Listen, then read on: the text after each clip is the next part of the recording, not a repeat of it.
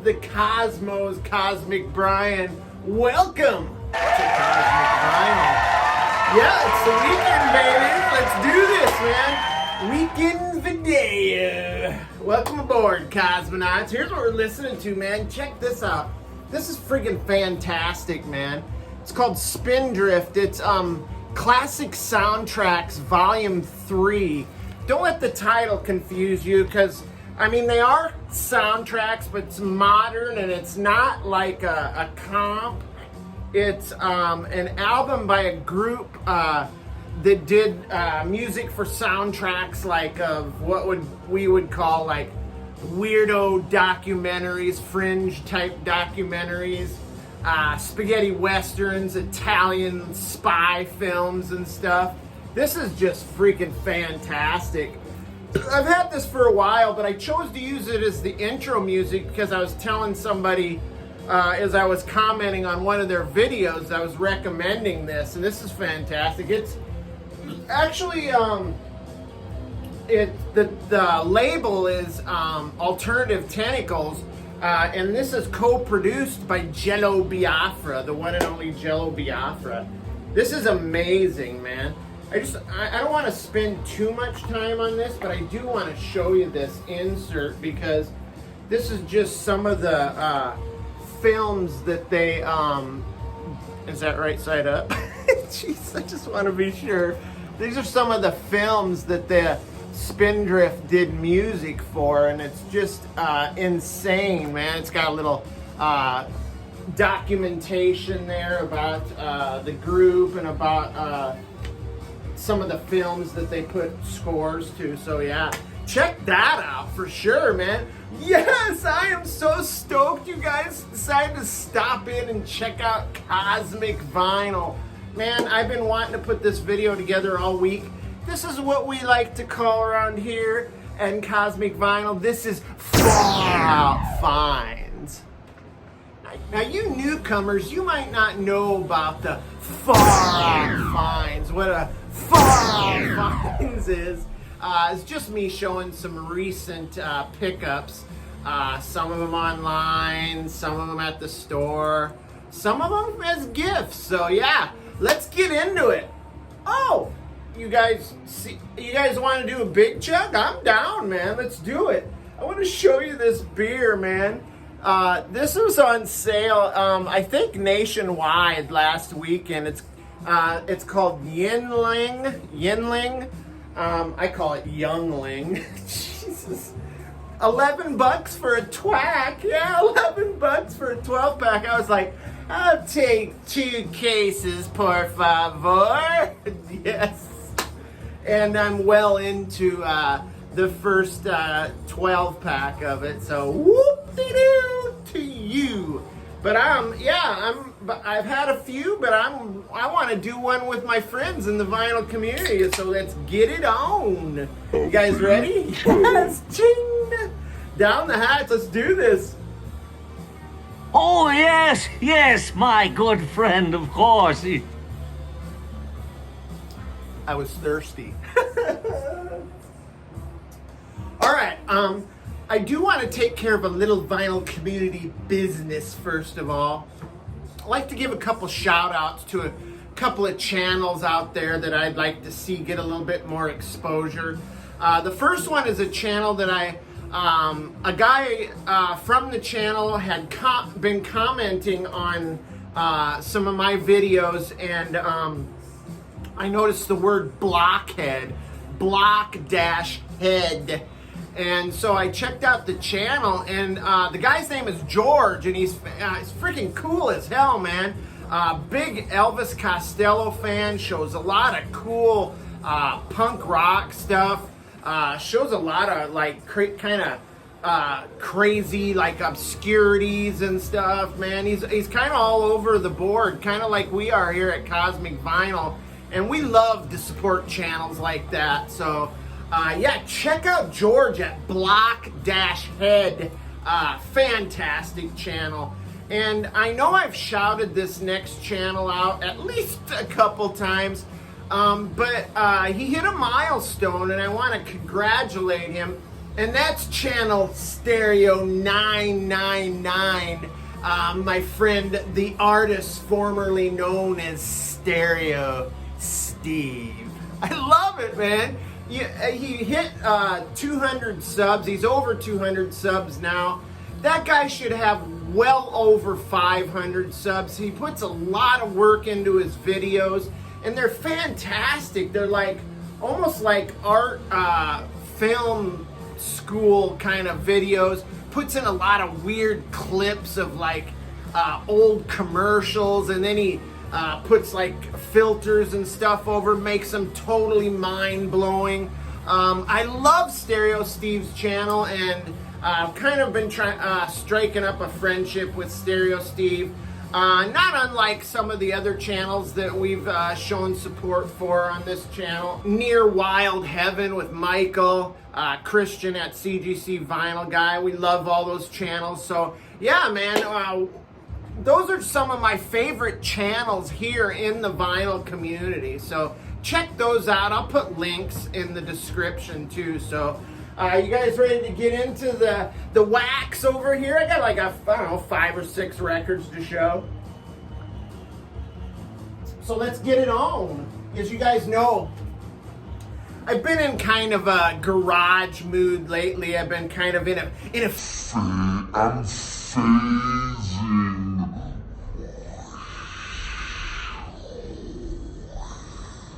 But yeah, and so I'll show a couple of garage rock albums here. But check this out. This is the first one. It's been a long time coming into the Cosmic Collection. This is the fabulous Knickerbockers with their album Lies. This is a collection, I believe, of singles released in, I can't remember if it's 65 or 66. Mostly cover songs. In fact, I think the only original song on here is the song Lies, which is kind of a garagey type pop song. But yeah, the rest of the stuff is all like cover songs. Love it though. And then you've got, if you can see that, there's a bunch of people in the music industry that have hailed these guys as up-and-comers. There's lots of contributions here by a lot of session guys, songwriting-wise. And one of those is none other than the Rhinestone Cowboy himself, Glenn Campbell. Like a rhinestone cowboy, yeah, yeah, riding out on a horse in a star-spangled rodeo. Bum, bum, bum, like a... Jesus. Glenn Campbell was great though, man. That guy has played on a lot of friggin' hit records through the years, man. And when he was a session guy, he just ripped ass on guitar, man. That guy has a huge talent, man. But yeah, this is very Beatle-esque.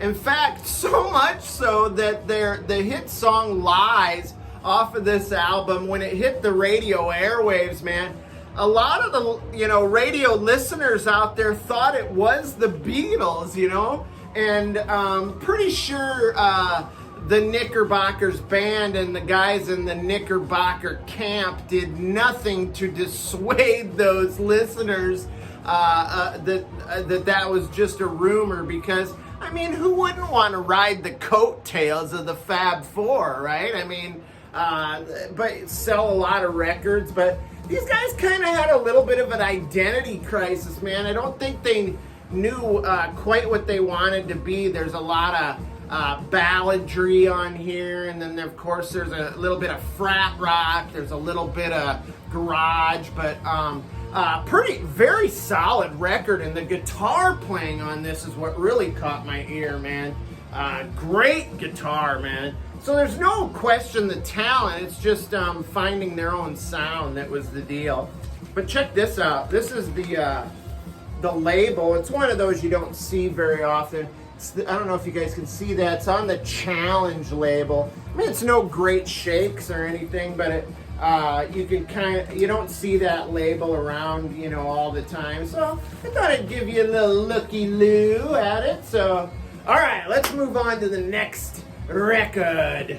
So this next one I thought I had in my collection. I swear I thought I bought this, man, but I must have spaced it off because either that or I misplaced it, but I seen it for cheap at one of the local establishments, so I thought I'd pick it up. And I've seen a few people show this recently. I think Vinyl Richie showed it recently, but this is Terry Knight and the Pack. Yeah, released in 1966 on the Lucky 11 label. And check this out. Another kind of cool label, man. Check it out. You don't see that label very often either. But kind of, again, kind of garage rock-ish. But also has some pop songs there too. Again, another band that's kind of with an identity crisis, still trying to find their own sound. I mean, they've got some stuff that's very Spectre-esque on it, you know, production on some of the songs. You also have ballads. You even got a song on here with a friggin' kazoo on it. I know I heard a kazoo on the second track, man.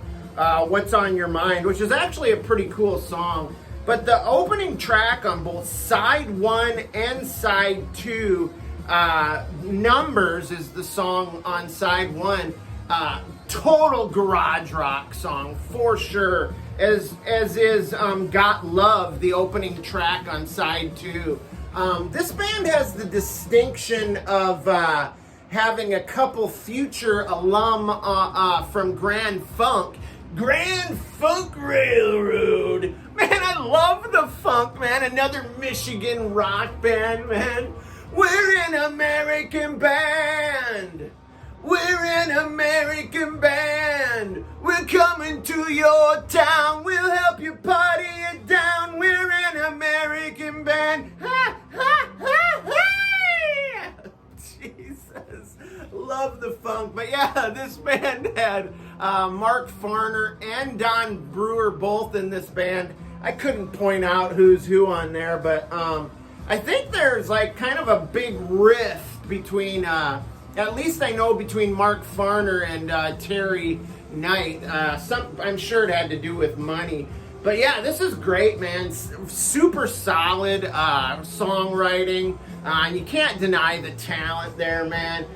Cool album, man. Definitely recommend it. So check out Terry Knight and the Pack. It's running with the Pack, Vinyl Community. Jesus. Now this next album, this is 80s garage rock revival royalty. These guys right here, aptly named the Chesterfield Kings. Man, this is friggin' great. I didn't even know they had this record until I was doing a little deep diving online trying to find some good garage rock, and I got this super cheap, man. This is their album Don't Open Until Doomsday. I went ahead and opened it because I feel like we're pretty close. We're approaching what could potentially be Doomsday. I'm just kidding. I hope we're not, but man, the things around the world are a little unsteady right now, so well, we're not going to go into that. But anyway, great garage rock band. I mean, this is this was released in 1987 on the Mirror Records label, and it's a bit more polished than their earlier stuff, which was just strictly like 8 or 60s influenced garage punk. This does have elements of that, but you can tell they were trying to move a little bit more into the mainstream, but I don't think they really knew like how to approach that. So you still got some good garage punk stuff on this. You got some distortion, and you've got some snotty vocals, the usual elements of garage punk.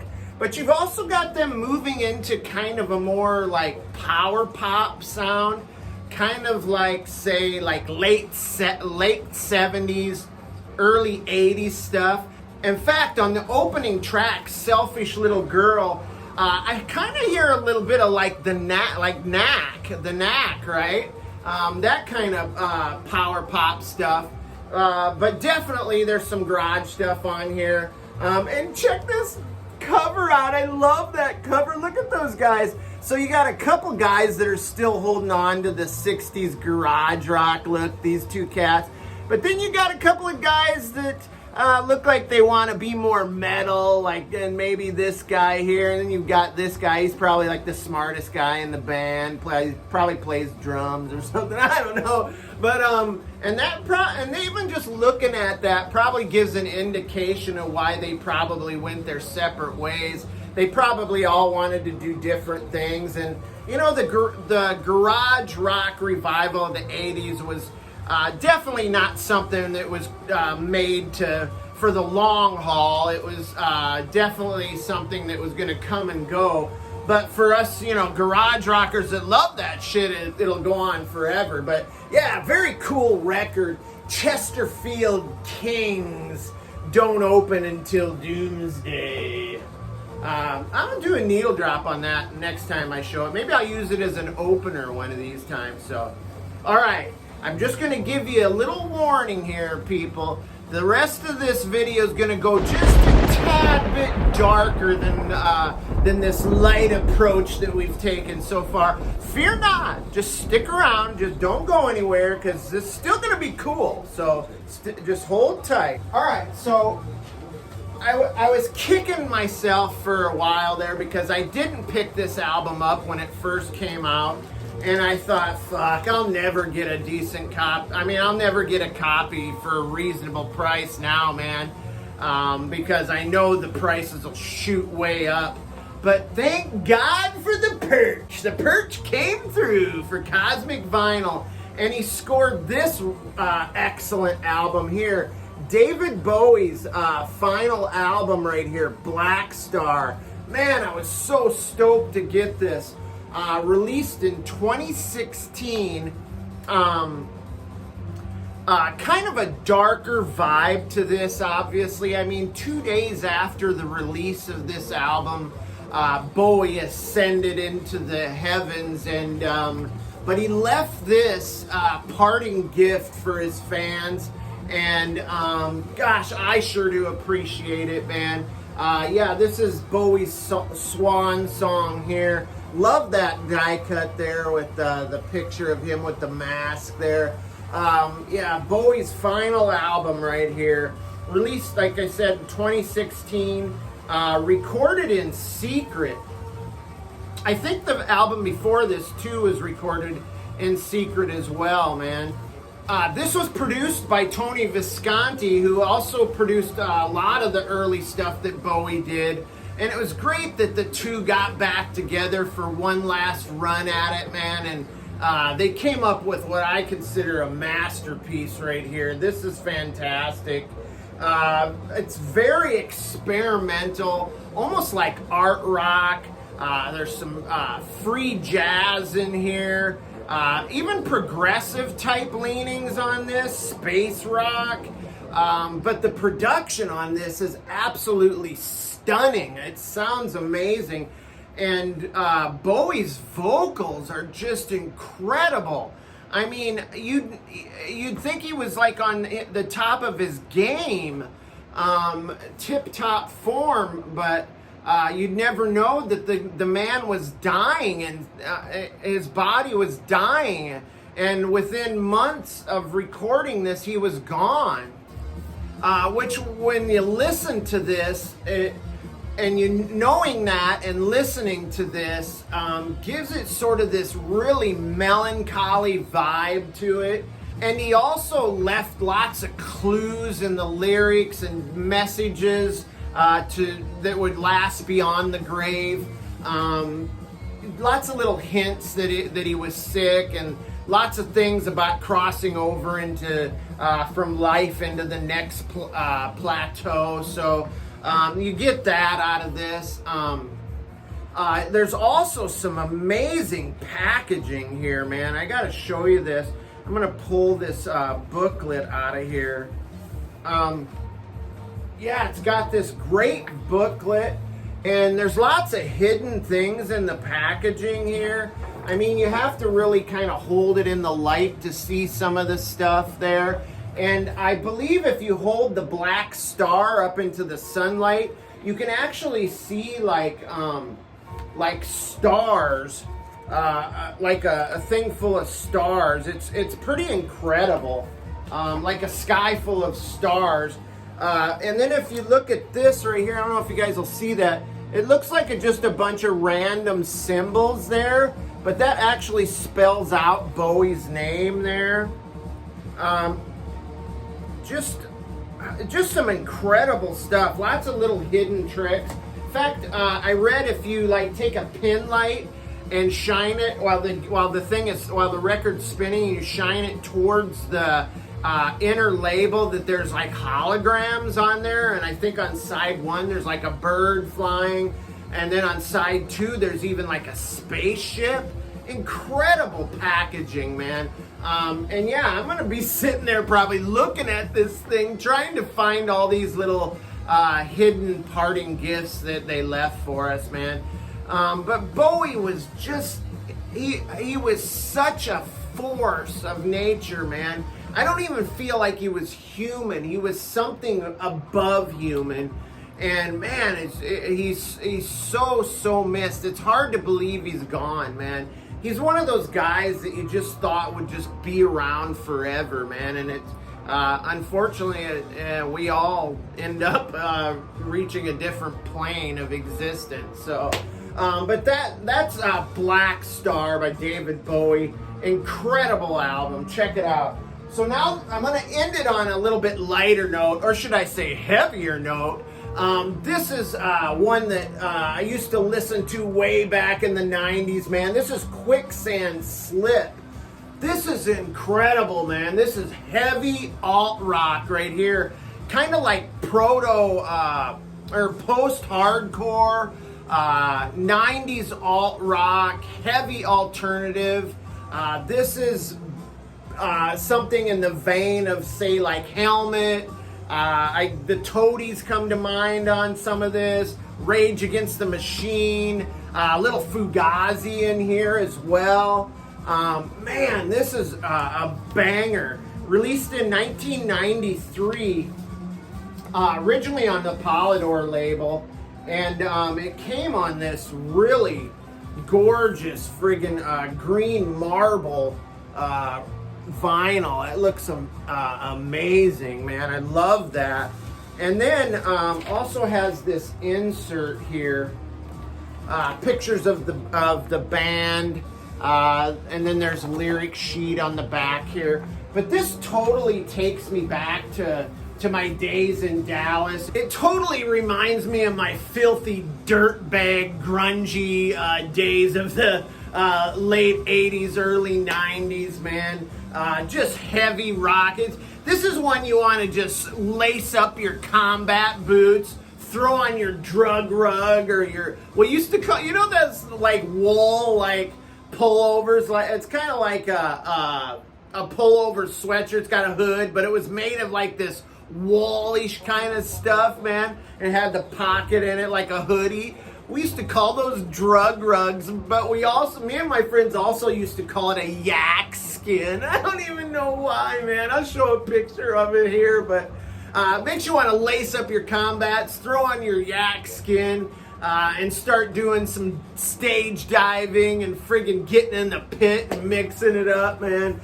This is heavy stuff, man. The opening track, Phaser, is incredible. Yeah, and actually my friend down in Dallas who played drums in a couple bands, these guys actually approached him to become the drummer of their band, as did, I believe, 311 might have also approached him to join their band. He was a great drummer, man. But yeah, this is just killer, loud, angry, aggressive, fucking face pounding. It is amazing. I love this record, man. Missed the first reissue, but finally scored it. Well, the Perch scored it. So yeah, great stuff, man. So this is a nice stack, a nice mix here. I hope you guys get something out of this, man. Check out some of these albums. check out those channels I mentioned. I'll put links. And you guys, man, I may even do another video this weekend. I'm going to probably do maybe like a cosmic playlist video. So, yeah, here's to you, vinyl community. Stay cool, stay cosmic, stay smooth, and we'll catch you later. Whoop-de-doo, goodbye.